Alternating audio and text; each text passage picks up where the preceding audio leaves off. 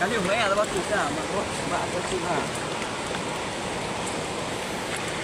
Apa di sini kali?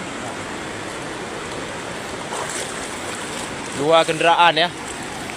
Dua kendaraan yang akan membawa pulang ikan-ikan masil ini ya. Ini pengangnya namanya Syekh Guri.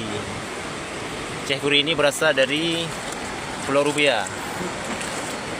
Di mana Pulau Rubia saya nggak tahu, entah Aceh Selatan, entah Sabang ya.